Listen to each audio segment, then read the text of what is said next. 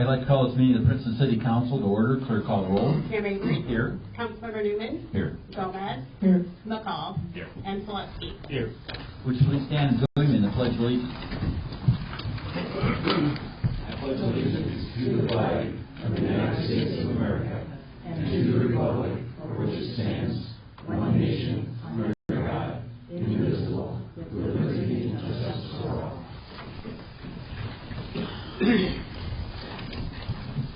Okay, what we're going to do is, I want to mention about public comment. Public comment is given at the beginning as well as at the end of the meeting. We'd like to ask you to limit your comments if possible to 3 minutes or less.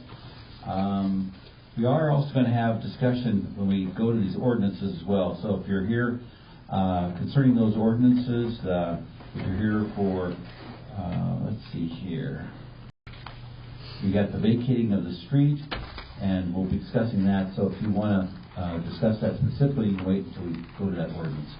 Otherwise, again, if you want to talk now, there'll be public comment. Otherwise, we'll go ahead and move on to our ordinances.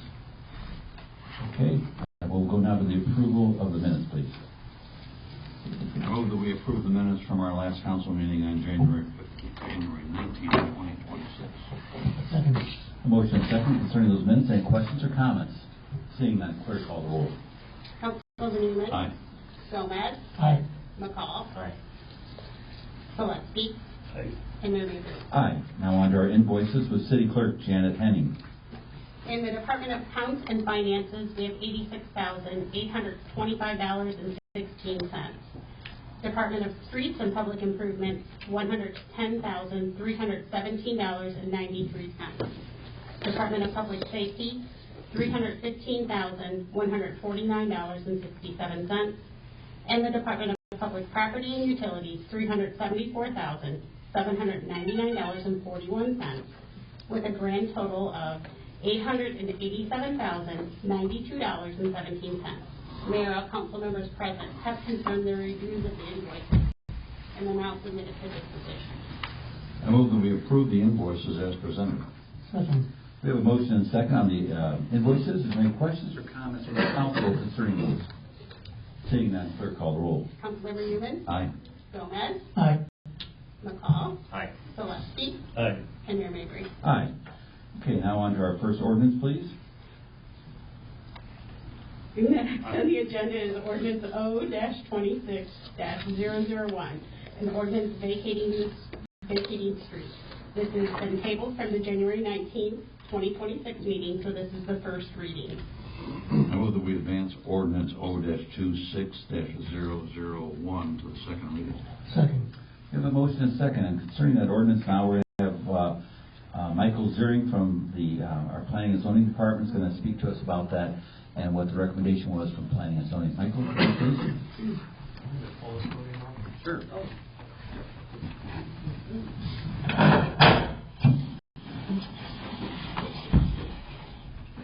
So the street section in question is the northernmost section of Liberty Lane.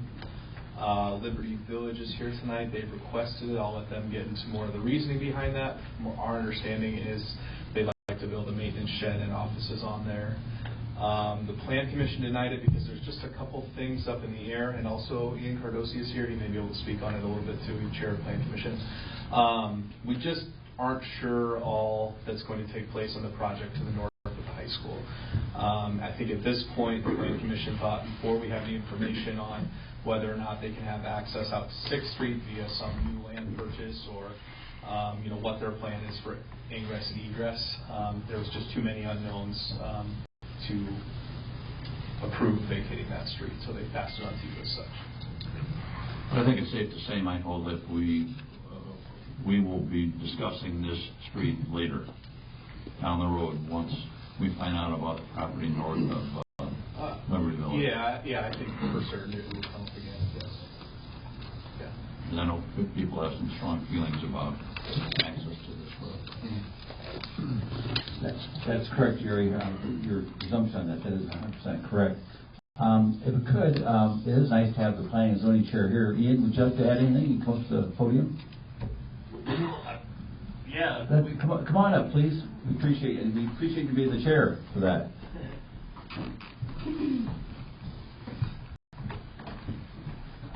Ian. Cardosi. Yeah, we had discussed it at the planning meeting, kind of felt too much was up in the air really right now with it.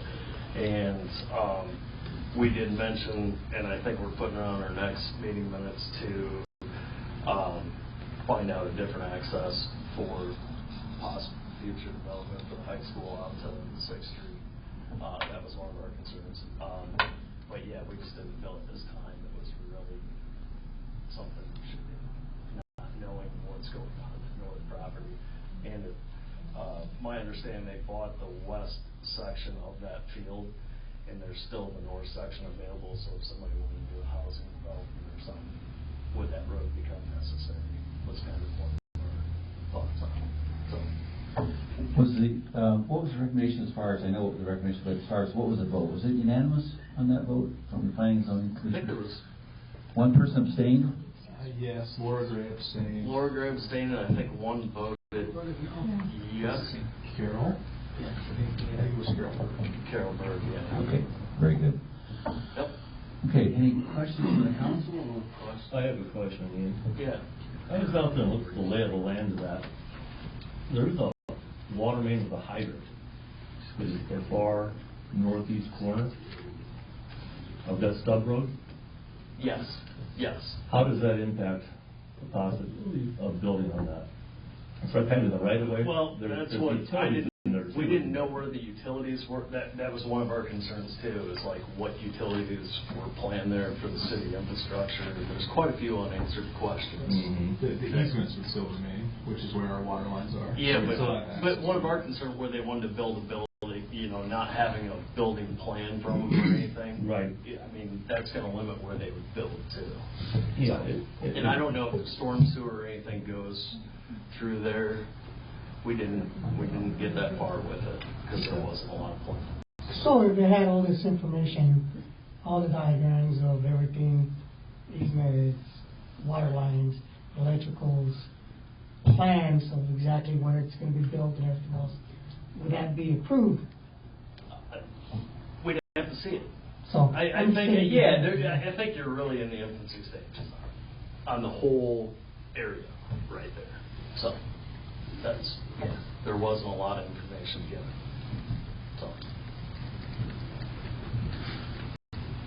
What we're going to do then, if there's any other questions, we can always ask Ian more questions as we get to dig into the market. So we're going to do, Ian, if you don't mind, thank you for that. We appreciate that. Now what we're going to do, if anybody's here that would like to speak concerning this vacating the street, for or against it, we'd like to have you come up and just state your name just up to the podium, please.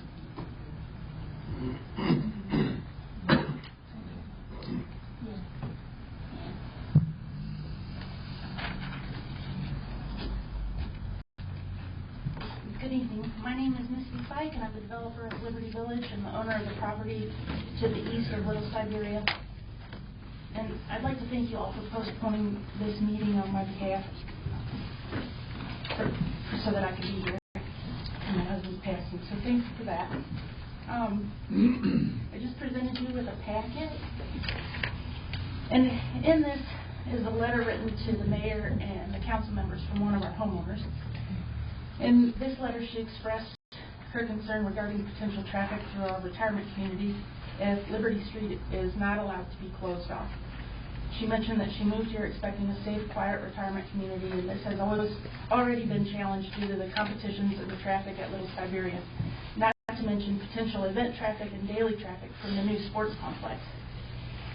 When Mayor Mabry responded to her email, he spoke of how he and his family installed sidewalks in their Park Place subdivision, and somewhat even marketed his product to her, saying that the sidewalks added a safer walking experience. I've included in your packet a couple of printouts from Mayor Mabry's family business website where he can confidently say that he offers a quiet, family-friendly, and serene area. I have, over the last year, been aware of the mayor's development, and I hoped he could see things better than most with having this development experience.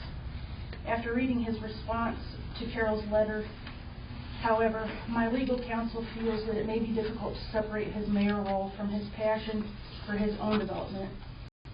And they've suggested that I ask Mayor Mabry to recuse himself from any further discussions. I will leave that up to the city council members, though, on what you think is best. as I'm torn either way, because I feel I do have a good working relationship with Mayor Mabry, but I think we can all agree that there is a slight conflict of interest in the two. Keep going. Any discussion? So, as you are aware, almost a year ago, we started coming to the mayor, the city council, the school board, the city manager, the planning and zoning directors, and others for assistance with our issues caused by the people attending events and practices at Little Siberia. We've expressed issues with parking, speeding, littering, driving through the grass, etc., and we've taken many steps to try to lessen the burden, and we've asked for assistance repeatedly, but we feel that we have not received much help. The one thing that did help was when I, as the developer, allowed the school to paint 140-plus parking spots in a designated grassy area for competitions, which I really don't want to do for multiple seasons. I don't mind helping out, but this cannot be a long-term solution. I do want to make sure that people know I'm not against the school in any way. I think this sports complex will be an amazing asset for the city of Princeton, for the school system. It'll be a wonderful way to continue to cultivate future athletes and continue to make Princeton sports a name to be proud of. I know this complex will also be great for our seniors. I'm happy for and proud of the school for their opportunity. However, I would like to reiterate that the streets of Liberty Village Retirement Community are just not a safe way to enter and exit the school's new land. Independence Drive is a boulevard with one-way streets that are only 19 feet wide. Liberty Lane comes off of 5th Street, which is only 50 feet wide. There's no way these roads can support the significant amount of daily traffic that will be traveling to the sports complex. We already have trouble with traffic to Little Siberia, and if you add an 80,000 square foot sports complex to the mix, the streets of our retirement community will be inundated. That is also not to mention the event traffic and even the amount of heavy equipment and materials just for the construction of such a complex. How are those trucks, school buses, and heavy traffic going to safely drive through our senior community? There were a couple comments made at the Planning and Zoning Committee meeting that I was unable to attend. One was that our stub to the north would be used for future development as well as the school. But I do want to point out that Liberty Lane stub only goes directly into the new school property for the school. We don't see how this stub can benefit anyone except the school. And I did just want to say that for the record.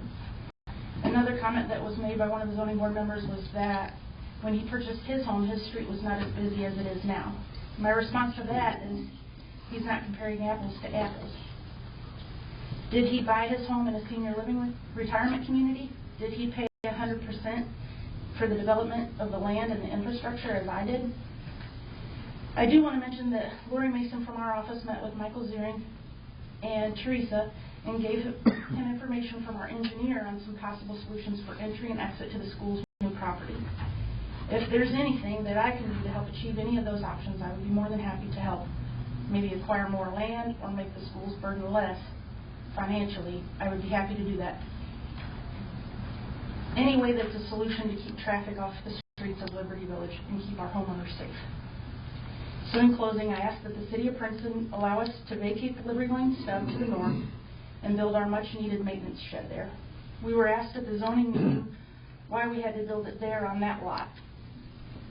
And the answer is, the short answer is, that's where I want to build it.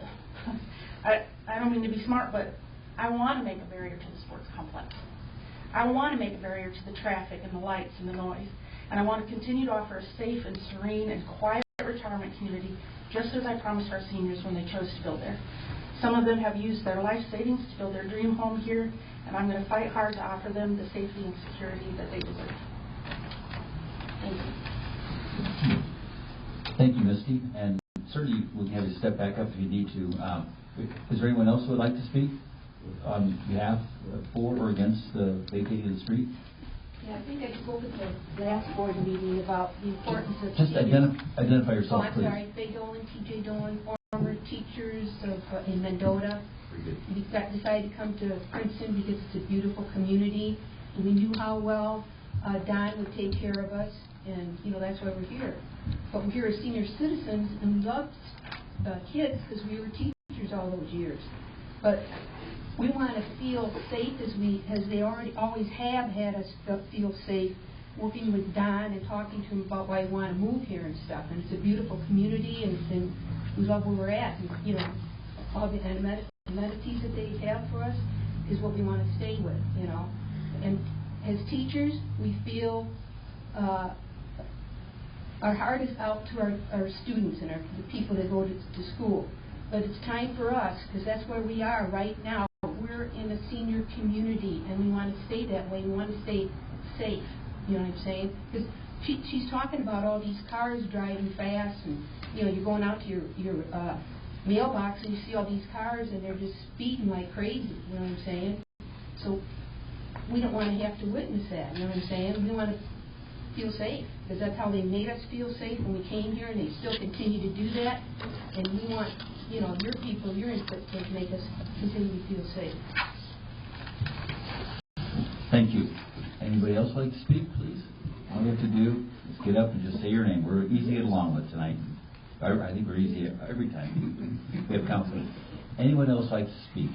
Anyone else?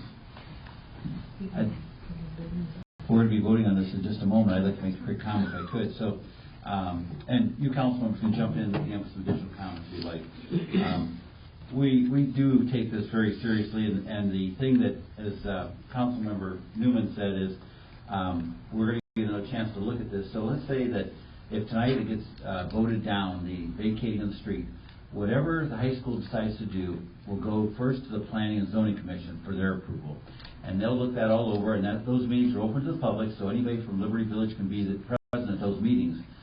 At those meetings, then, they'll grill the high school over their traffic flow plan and what they're doing for fire protection and how it will impact the neighborhood. And you folks here tonight will have the same opportunity to speak to Planning and Zoning. Planning and Zoning then will make a recommendation. Now, they may not make a recommendation that same night that's presented. They may tell the high school to go back and work on some things to tweak it and come back again. So it could take a process of 3-6 months of going back and forth with the set of plans, because if it's going to be a big project, because we're concerned about not just traffic but drainage, because anytime we add more pressure to our city's water and sewer lines, especially our sanitary sewer and our storm sewer lines, it just can create some challenges in the rest of the community. So the point being is, it has to go through the process of planning and zoning. Then it comes to us, and again, just like tonight, you have the opportunity to speak for or against it. I would like to bring up one point here, if I could, and I will abstain tonight in respect to Misty's concern, but I'd like to read what I responded to the Gerbitzes. And I believe, are they present here tonight? Very good. Yep, great. So when they talked about their concerns over this project and the impact it could have, signed by Scott, our Scott and Carol Gerbitz, I wanted to make sure that every council member got a copy of that, and you did. Mm-hmm. So when responding to her, and I want to just read this to you, it says here, I responded within a day. Thank you. I presume you sent this to all the council members, because at the time I didn't know if she had or not. I certainly want the residents to be safe. One area we need to look at is having sidewalks on at least one side of the street. When my family developed Park Place subdivision, we installed sidewalks on one side, and it has proven to be very well received and added a safer walking experience. We will discuss your concerns at the next meeting. Thank you, Ray Mabry. So I did reference my subdivision that we built. I referenced the importance of sidewalks, and I referenced the fact that we put them on one side of the street, which Liberty Village does not have any sidewalks out there. So my concern was that maybe down the road, Liberty Village would consider adding sidewalks for the safety of their residents. And that's because it's proven to be very successful for us in our subdivision. As the city's been moving forward with adding sidewalks, this past year we added sidewalks going out to Ziering Park, just on one side of the street, and it's been very well received. And we appreciate the value of sidewalks. So I will abstain tonight out of respect for the concern over any conflict of interest, but I wanted to explain what I'd written to the Gerbitzes. With that said, is there any additional questions from the council members tonight? Any questions or comments? I think that we're so early into this, in the early stages here, we don't really know what the high school plans are. We don't know if there's going to be a construction entrance for them. We don't really know. I don't think they should use that Liberty Village for a construction entrance for it. But I am concerned about the infrastructure that's around there as far as you mentioned, sewer lines and water mains. Great. Thank you, Don. Anything else from anyone? Okay, so we clarify how we're going to, on this vote tonight. So a vote for no means you are not going to be vacating, you do not want to vacate the street. Correct, Teresa? How that's worded? Or is it the other way? Go ahead. No, you're right. It is correct. Yes. Okay, very good. All right. I do want to say, though, I think it's important that we preserve the dignity and the whole idea and the concept of this being a retirement community.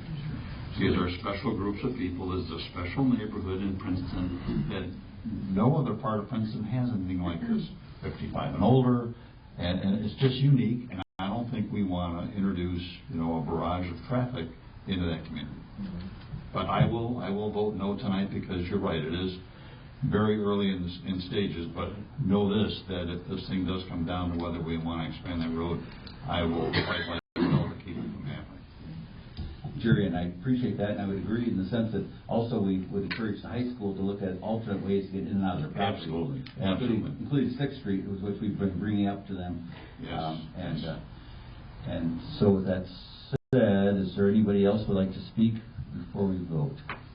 I think before you vote, I think you're correct on that, Jerry.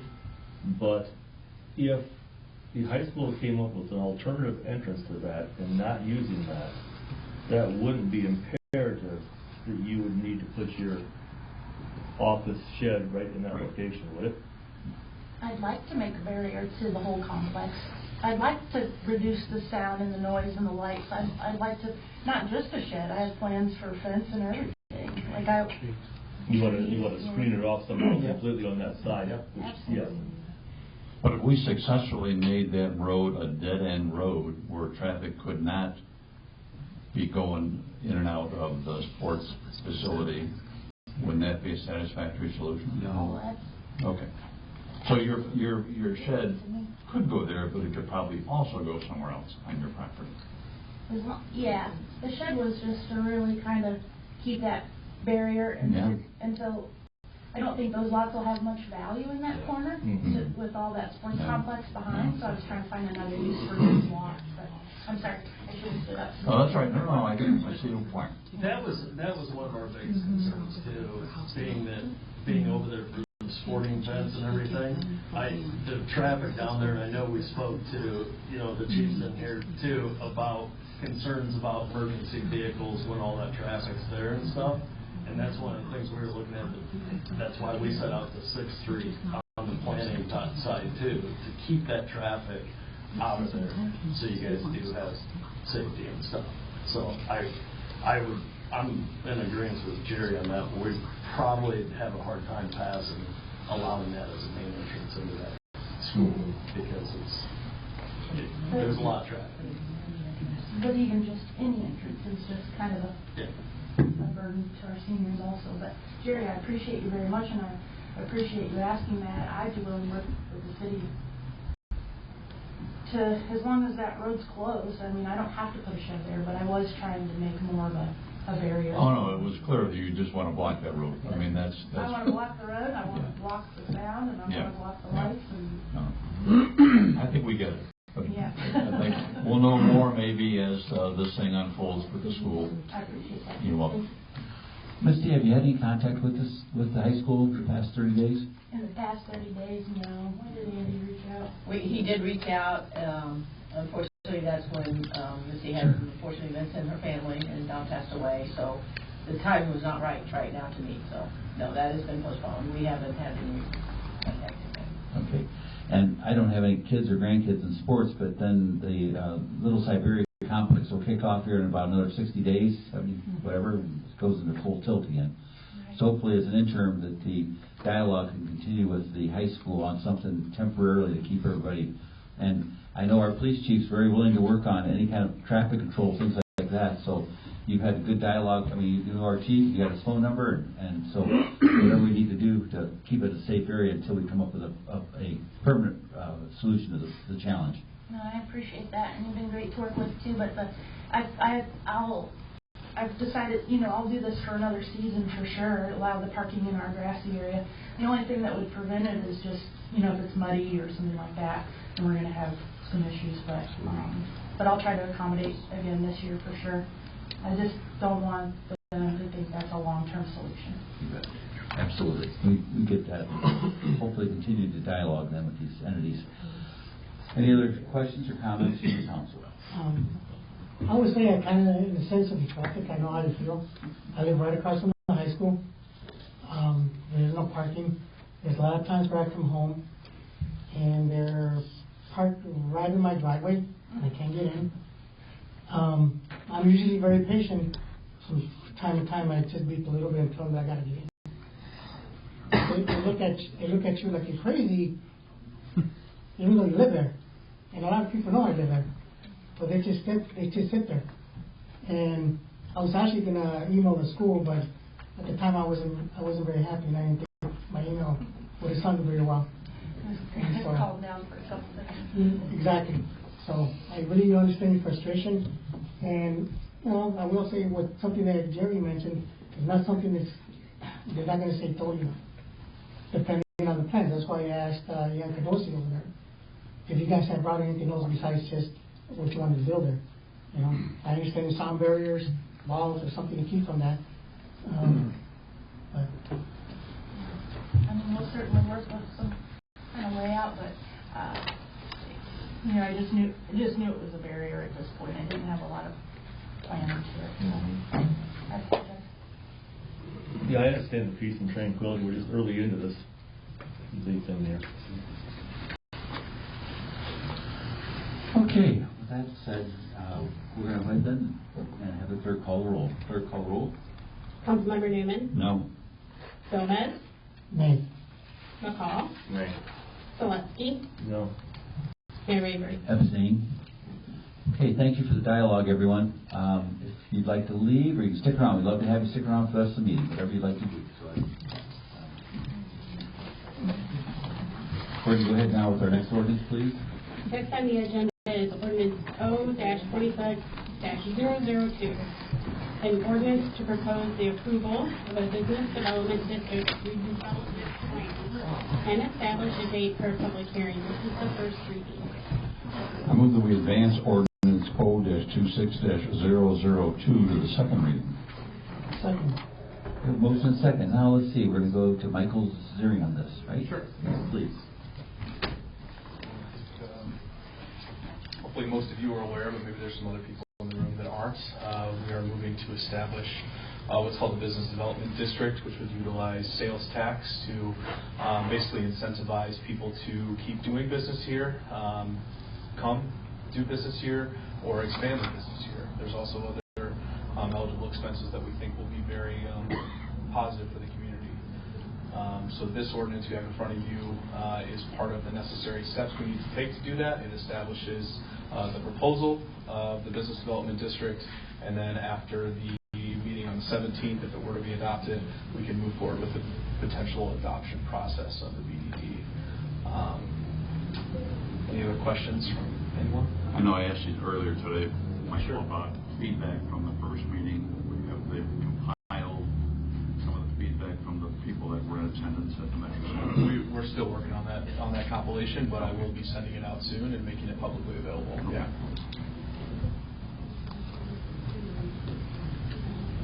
So tonight, we're not making any decisions on the amount of sales tax that would be implemented.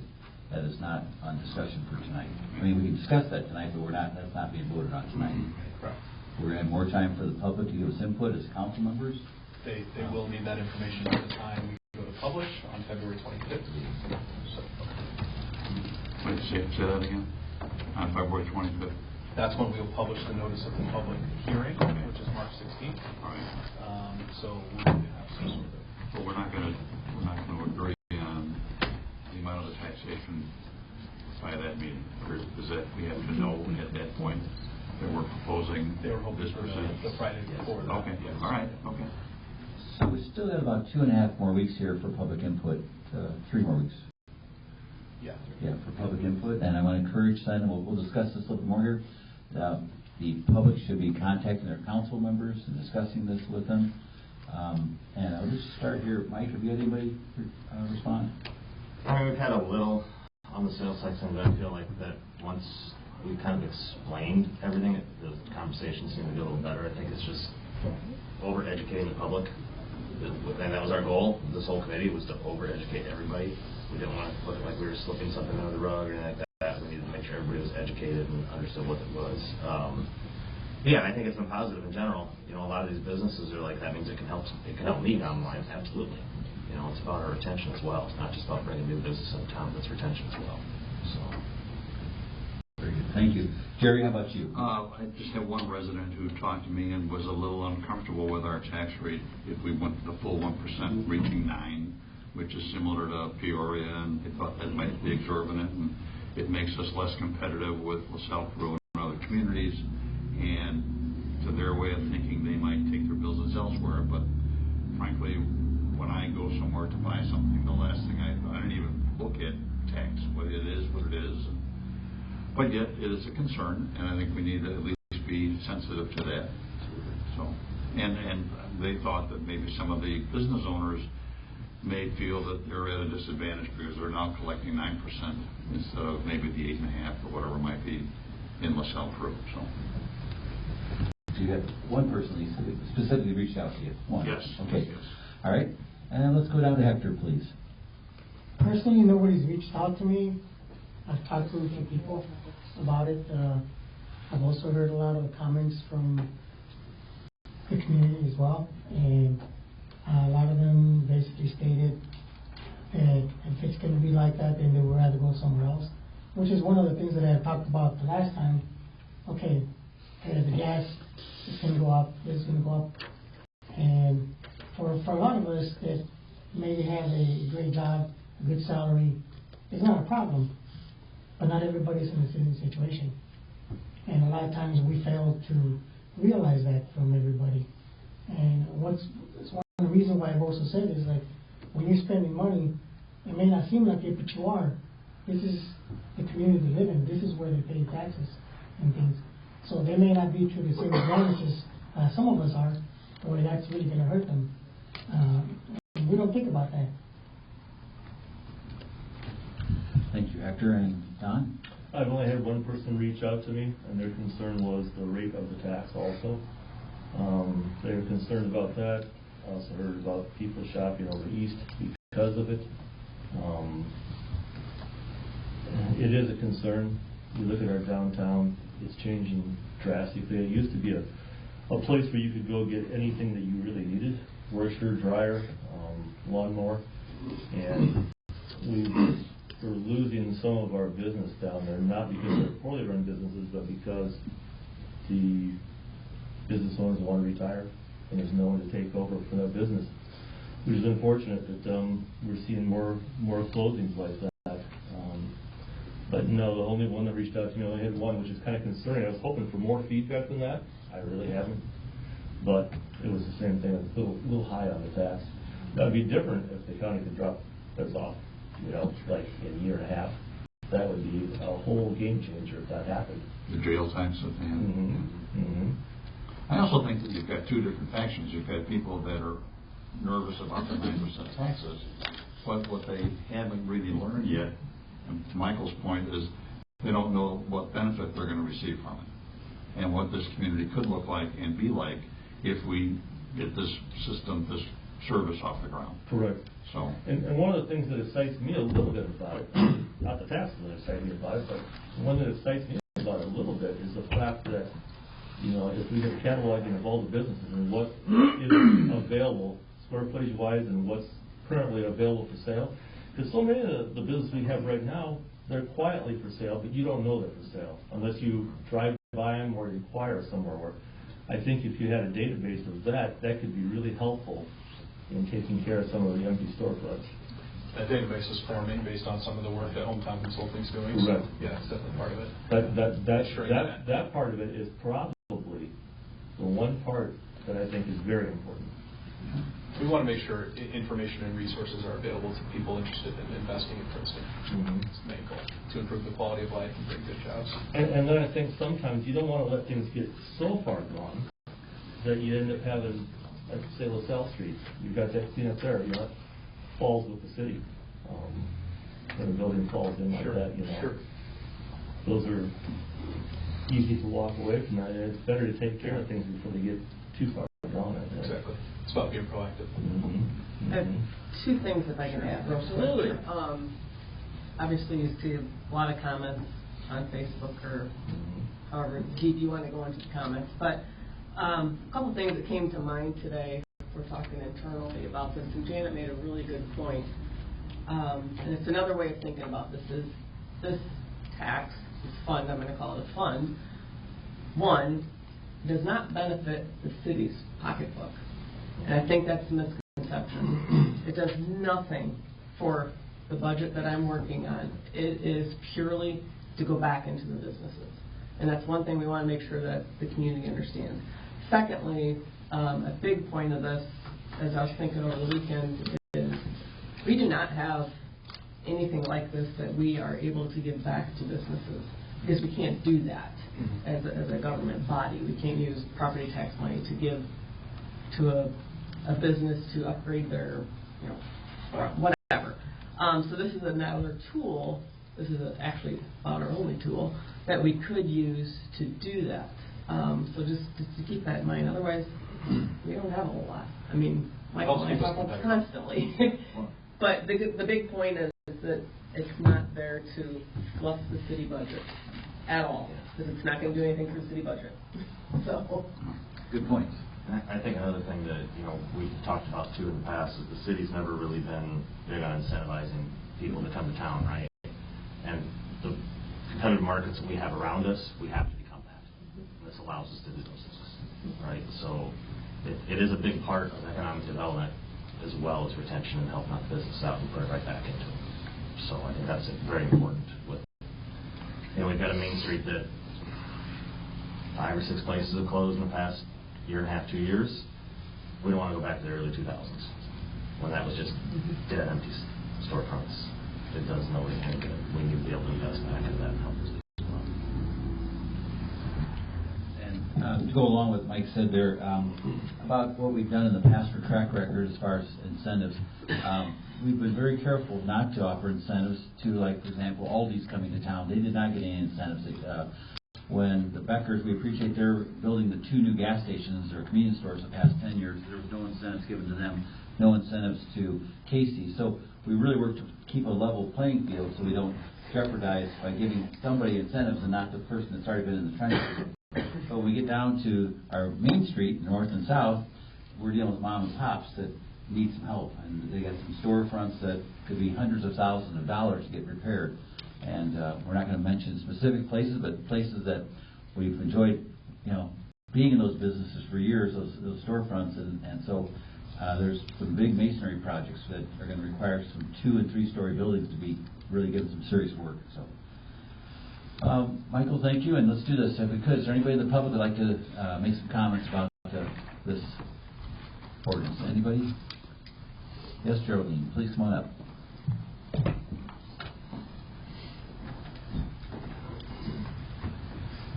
I don't know why we're not using the microphone. I guess I'll have to speak louder. My name is Geraldine Woodley. I was handed some papers from somebody about the meetings. She knew nothing about what was going on with meetings. She would be out of town and asked me to come to the meetings. So I continued investigating. I have signatures of people that are not happy about the tax. I also have businesses that are not happy about the tax. There are several businesses wouldn't even sign because they didn't want to be intimidated because they did sign, no, I'm not interested in this tax. And of course, I met one man who said, okay with the tax. All the rest of the signatures I have here say, no, we don't want it. And I don't think there was enough information, because I did go to stores. Some of them did not get the papers about the meetings, and when they got them, they were not told what it was. And you know where those papers went? In the trash. So, it's only me doing this, but I did have some people helping me get signatures. I can continue getting signatures because I know there won't be a referendum. And all the people said no. If we can we do it minimal? And the other that they questioned, how is that money going to be used? I'm glad you said what you did, Teresa, because some of the things you read in that brochure, that paperwork that we did get, some of it sounds a little iffy, and as far as what we interpreted after reading it. So, you know, I mean, when the meeting was, he was comparing us to Peoria. Let's compare us to LaSalle, Peru. There are enough people that tell me they're going to go to Peru to buy gas, so they're going to go shopping there. And I think who really didn't like this are the restaurants. When you read that little article that was in the paper, consumable, well, that means the restaurants. And sure, it doesn't sound like much if you're only buying something for $40, Mr. Mayor. But when you're spending $400 or $4,000, you're better off going someplace else where you're going to save a little bit of money, because that does add up. That's almost 10 cents out of every dollar, which for those of us, like Hector said, for some people, it does affect them a lot. So from the people I've talked to, that's what we have to say. Thank you. So if I can ask out of curiosity, how did you present that to the businesses if you didn't have all the information? Did you just present to them that, hey, they want to go to 9% tax before? I'm asking how you presented it. Well, I got papers. So I came to the first meeting. There were 6 people at the first meeting. Yeah. I stayed to see, at the second meeting, I saw 4 people come in. Michael told me there were 12. And then I was at the third meeting. And those are I mean, at first, sure, I wasn't at all the meetings, but I did go. In fact, I was here when we had City Hall, when we were talking about it. So I had more information than those people. Yeah, I was just curious how you presented it to those businesses. Well, I told what I found out. Any information. Yeah. Okay. And let's face it, how could people come to a meeting, the first thing they found in the newspaper was after the meeting? There wasn't anything else in the newspaper. All of our meetings are posted online. They have to be by law. They're posted online. We put a lot of social media out on this town hall and the other stuff. We had a lot. Michael can attest to this. Well, I've been on I don't know what social media, because everybody I talked to knew nothing. If it was on Facebook, I'm an old lady, I didn't. Yeah, And this thing running for 23 years, I hate to tell you, I'll be 110. But it was posted. I just wanted to be clear about that. It was posted. Where? Where to post it. Michael, you could probably put where we post everything. Yeah, we had it on Facebook everywhere. It's on our website now. We've been encouraging people face-to-face to come engage with us. It's been on our agendas for a month or so now. Remember about multiple. But I don't think Chamber e-glass. people go on that stuff. We can only explore so many avenues. Well, I think, you know, if the people get the newspaper, I think that article should have, or some article should have been in the newspaper well before. If I could interject then, if we could then, if you could give Michael the names of those businesses that did not get any information, I think that'd be an opportunity for us to educate those folks. No, they've already, I've given, that's why I took extras of those sheets. Well, I think though verbally explaining what we're doing versus a handout would be very helpful. So would you mind working with Michael and giving him the names of the businesses? And he'll pay a visit to those businesses. And I as mayor would be glad to pay a visit to those businesses as well. I'll talk to them first. So, if I could... I mean, as we said, there were some that refused to sign and put no down. And I think this is one of the reasons why she's saying that, because all of a sudden you want to go down there and you want the names. Sometimes, like people in general, they feel like it's going to be retributions for certain things because they don't agree with something. So, I mean... The one guy that signed today said he's never done that in his whole life, and he's 72. Well, we certainly don't want to be intimidating our citizens, and we want to be, you know, I don't think... We don't do anything like that. We never have, we never will. We're all available. That's why I started the meeting by asking what feedback you've received. That's why this is a public meeting. And I encourage people to call the council members the next 2 weeks. Yeah. So... I think this is proof positive. Everybody said I have one person reach out. That's always been our problem. No matter how much information we get out there, we do not get enough people to talk to us directly. And we get kind of an overview of what they think is going on without giving us a fair shot, right? I mean, it's happened a lot in the 4.5 years I've done this, so, and I know these guys have dealt with the same thing. I mean, if the woman hadn't handed me those papers, I mean, I don't go on Facebook. I'm sorry. Well, I understand that. You know, and that's how I first found out about the meeting. But as far as intimidation, I think we have a population of, 7,000 plus, and we had 60 people at our meeting at Metro Center. I mean, those are the only people that had an interest in what Yeah, we're but doing. most of the people that were at the meeting, I mean, I was there, and a lot of those were part of the chamber, weren't they? I don't know. I think it was a tremendous cross-section. There was a lot of people, retirees, a lot of retired business owners, Gary Bruce, for example, people like that. Yeah, President? there's a little bit of mix of everything. It was very But you know impressive. why? Some of us spoke to some of those people, and that's why they ended up. And we appreciate you doing that, Geraldine. I think if you go back to the folks, if they would consider having Michael talk to them, Michael would be a great, I'd be glad to talk to him and spend time on that. So, Well, from what I saw, I mean, I hate to take up your time, but wasn't there supposed to be some kind of discussion about this? When you're having a meeting, I think if that appears somewhere that they can come and listen and talk. so at our next council meeting, we can discuss it again at the next council meeting, because again, tonight is discussion. So, and encourage them to come to the council. That there's another meeting? Well, in March, there's going to be A public hearing. a public hearing. But we need the comments before then. That's what I'm Right. To establish the rate. Mhm. Right. But still, there's only so many ways we can communicate to the public if there's a public meeting. I would agree if there was an article in the VCR prior to that, that would be even more helpful. I mean, I know dealing with that paper sometimes. Oh, it's We have it's a that waste of problem time. with everything Yeah, we want. We're going to, I appreciate it. At WLPO, and Beth Wilbur, we are glad you're here. I mean that. And we Thanks did, for caring. yes, and we did get assigned a new reporter from the Shaw papers, and he called me and said he's going to be attending the meetings from now on, and so it's Bill Fresco, so we're looking forward to him showing up That too. would be a plus. Yes. Yeah, I mean, because there, you see it in the paper, and you'll have, I think, a little bit more. We understand, Geraldine. We We do. will do everything we can to get the word. There you go.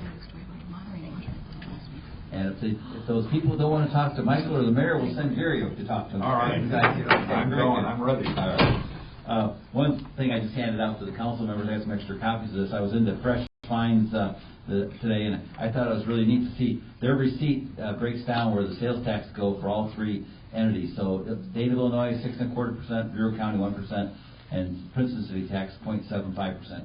Isn't that a neat thing to see? I love that. So that was, I hope all businesses could do that. Maybe it's a little more involved, but I thought that was great. We knew exactly where our money was going. It's not that difficult, especially with the devices and equipment they have. Shouldn't be that difficult. Yeah, so that was a big help for us as a consumer. Okay, any additional questions, concerns, comments? Otherwise, let's see where we're at. We're going to go ahead and call the roll. Okay, clerk, call the roll. Councilmember Newman. Aye. Gomez. Aye. McCall. Aye. Gillespie. Aye. And Mayor Mabry. Aye. Okay, now we're on to the city manager report, please. Okay, I'll speed through. Upcoming garbage schedule due to President's Day holiday. Garbage routes will be as follows. Monday, February 16th route will be picked up on Tuesday, February 17th. Please set your garbage out by 5 a.m. This is not a recycling pickup week. So Tuesday will be a double route for the garbage guys. So please have your stuff out early.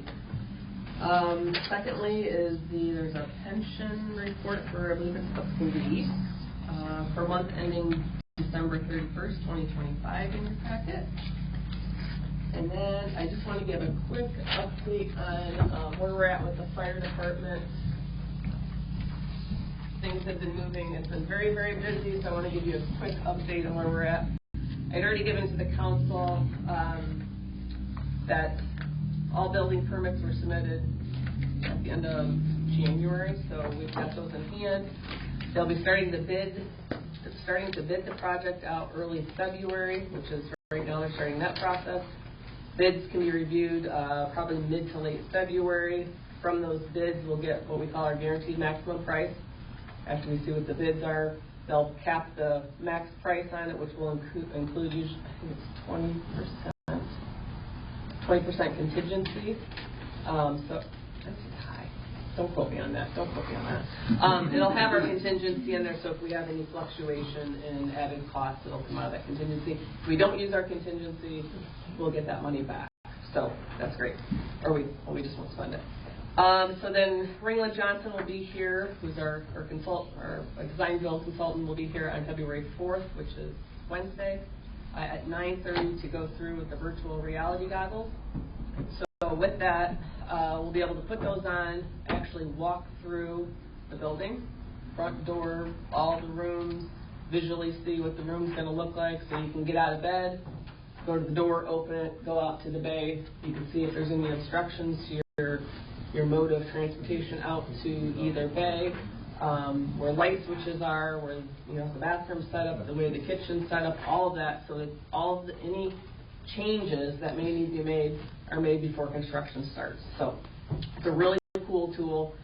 So the committee will go through it, all the firemen will go through it, make sure that things are where they want them. With all that being said, they are anticipating breaking ground in the spring.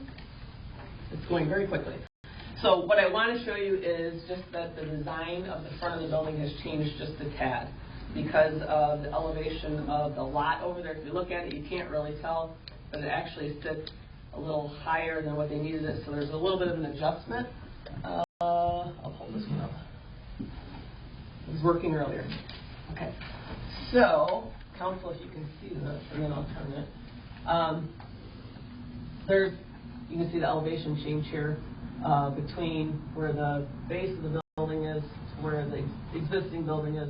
So there'll be a little bit of a brick retaining wall, I guess we'll call it. It'll be landscaped and stuff to bring that out. And then also on the other side over here, we'll have the sidewalk will have to have a little bit of a ramp coming down from their side door over here. What that's going to do is add a little bit more detail here. And so you can see from this angle, the sign's going to be here. You got the fire hydrant. It just started to get a little bit busy, and then the memorial wall needed to be shifted out because I didn't know this. There's names on the back of that memorial wall that you need to be able to see. So it needs to be pulled out. So we're going to, adjust the benches and stuff. So that's going to sit a little bit further out. So with it being as busy as it is, this is what we're looking at for the front. We went back to option 2. That front porch, we'll call it the front porch, got a little bit busy. It almost overtook the whole thing. So with the landscaping, the wall moved out. Originally we kind of had the wall over here, the memorial wall over here. It wasn't working. So this means a lot to the department. We want to make sure this is where they want it to be. So that's what it's going to look up. There'll be a little wall over here. But we're happy with the way this looks because it does match at least the trim and all of that. And it's about $30,000 cheaper. So we'll take that. I'll turn this a little bit so everybody can kind of see maybe. Are the brakes on?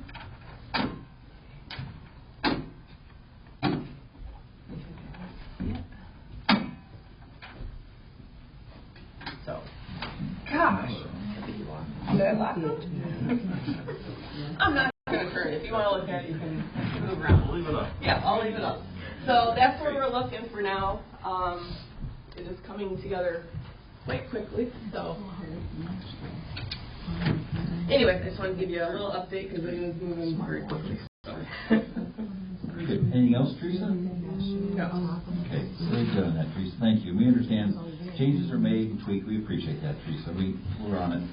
On the mayor's report, I'm going to forego anything tonight. We had a great guest speaker, the young lady from the high school that spoke at the last council meeting and paid tribute to Martin Luther King. Tremendous, nice job. We appreciate our opportunity to have her come.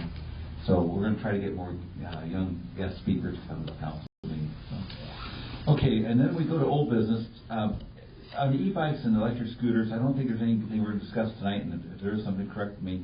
And on the THC-infused beverages, these are two things that are a work in progress. Now, Mike McCall and we visited with our chief just before the meeting started, and we're all concerned about these THC-infused drinks. It's just, and I think the state of Illinois is working on some ideas, but man, it's a nasty product that is in our community. So we're trying to figure out how to regulate that. So, at this point, we don't have anything new to report on that, do we, Chief? We have some draft ordinances that we're working on, but the state, I think, is probably going to do some things that will mitigate what we have to do. Okay. Very good. So it's on our radar. So even though we're not going to be discussing it tonight on both those issues. With that said, then, is there any new business to come to the council? And now we go back to additional public comment from the public. Would anybody like to speak again to the council?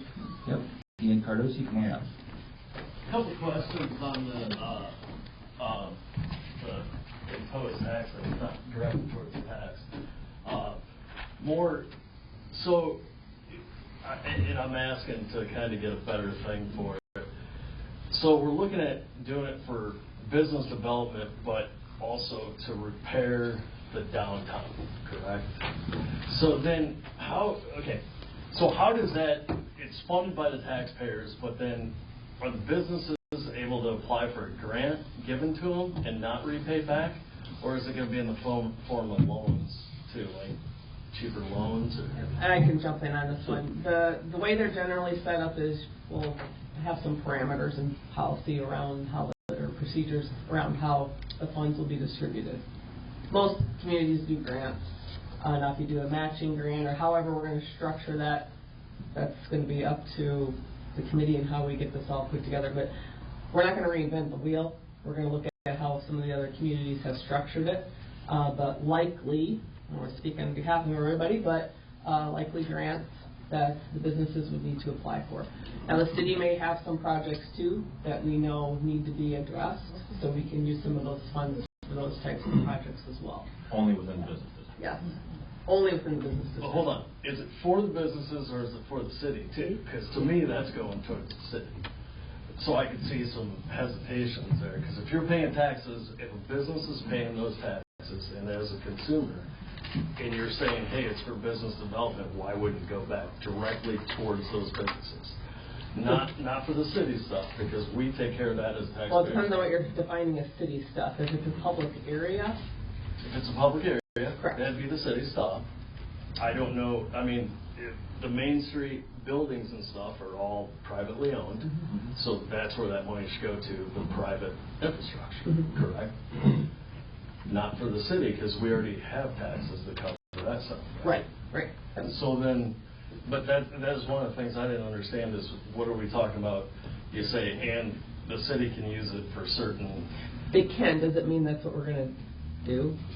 I think we know where our focus is.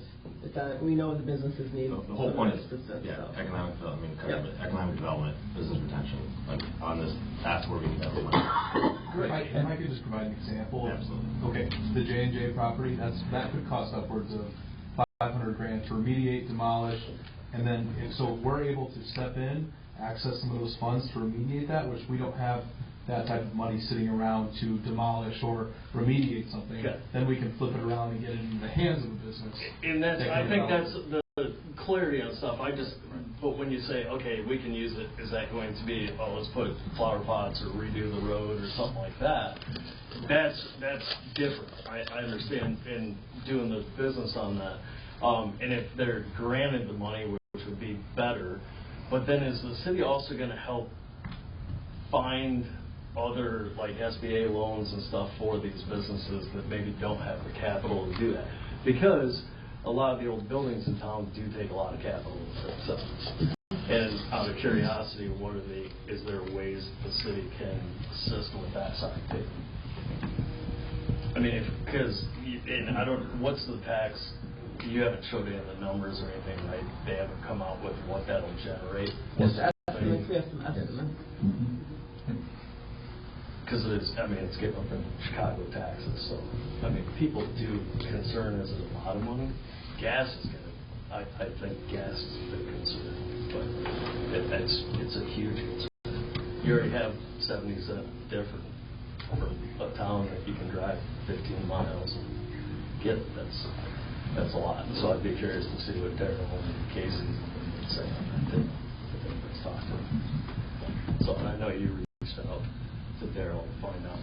But those are just some of the concerns. My biggest thing is though, like, is there enough money to do some of the projects we're talking about and fix some of the old stuff that it's going to have an impact? A couple of thoughts on that, and we hope that you keep adding your input and in a positive manner. The example of a small project that the city could jump in and help on, Four Seasons, we're just so glad to have Four Seasons and make a commitment to Princeton almost 40 years ago. but they've got a nice brick sidewalk that goes from the city curb right up to their front door of their building, the main entrance, and that's on city property. So helping them out with some new, it was bricks that were put in, but they're just about shot after 40 years. So there's a prime example of something we could do to help in a very small way that would be on the city side of the house that needs to be done. But wouldn't that go under the existing tax structure because it's already in the structure? It certainly could, but we just don't always have enough money to do those things that should be done. Just, I was excited as mayor to get a $20,000 crack grinding machine that the city went around. Well, it's true. It's a great machine because we've had people trip and fall in our business district. So, but I think you bring up good questions. I think that these buildings that we're going to focus on, hopefully with these building owners, they're going to have to put some skin in the game. We're not going to be subsidizing the whole project. And my question is are they willing to put that skin in the game? And how much of that? And that's where it's a big, because if you're asking the public to subsidize it, there's got to be some decent return. I mean, absolutely, we understand completely. These storefronts, and I've made this comment before, but when you look at a community like Princeton, when you lose a storefront, it's like losing a tooth. And so when we had the fire and the pet store there, now that's an empty space. And even though it's been cleaned up, and that's one of my son's projects, I want to give full disclosure of it, it's still a blight that's sitting there. There's a spot there that's just vacant and it's empty. So some of these other buildings that we're concerned about could soon be in that same role of collapsing no, and I totally agree. I mean, the appropriation of the funds to fix the sidewalk when we're paying the tax, sure. that would raise questions to where if the business is paying the extra tax or the consumer, and you're saying, hey, it's going directly 100% back to help a business rebuild their building, maybe help them with the business side. I do agree. I like the funding for doing it for the J&J and stuff like that. But when you're talking sidewalks or you're talking making things beautiful, that fund, I would think, would come from the fund share. And there's a functionality aspect that we're talking about. Like I use example about Four Seasons, and again, that brick is on city's property, and it looks nice, but it just hasn't held up over 40 years. So, Ian, anything else? Nope. Good. Okay, good, Ian. We appreciate your comments. We do. Any additional comments during public comment? Okay, with that said, before we... Absolutely. Is this the time? This is open comment? Absolutely, still. Jump in there and just give your name. Rick Warren. No new taxes. Enough about that. This is Illinois. We get beat to death. I don't want any new taxes. I want you to be able to live within your budget. You've got a budget. I have to at home. We all have to. On a different subject, you talked about downtown, how downtown used to be. I loved how it used to be. It's not that way anymore. Has anybody on the council or the mayor reached out to Champion Air Compressors to find out why they closed and what you're doing to get that business to keep it here? It's long gone, but what are you going to do to replace that business? How are you going to attract that? Sure, appreciate that. So on Champion Gardner Denver, I did talk to corporate, and they... Can I ask who you talked to? I can show you the email. How about that? Yep. Perfect. Fair. And they explain that they have a large commercial real estate company that will be listing that property. And I asked for us as a council to be able to go tour that property. That's our goal. Is to be, so we know what is being available. We enjoy these tours. We did that recently with a building last year that ended up being sold, and it was just nice to be able to physically go look at these buildings and see what. So I've asked for a contact name. I do have that. They are not quite ready to move forward with listing the property, but we will be involved with that aspect of it to try to help fill that space in a proactive way. So. Well, I think you are correct. The downtown is not what it used to be. It used to be without online banking. The banks were open until 9 o'clock at night. All the businesses were open. People would actually go uptown and get a early parking spot just to people watch. You one of them? And it was really kind of a social gathering place up there. It's where you met people. It was a social gathering place. I think that you know, if we don't try to preserve the downtown, it's really kind of our identity.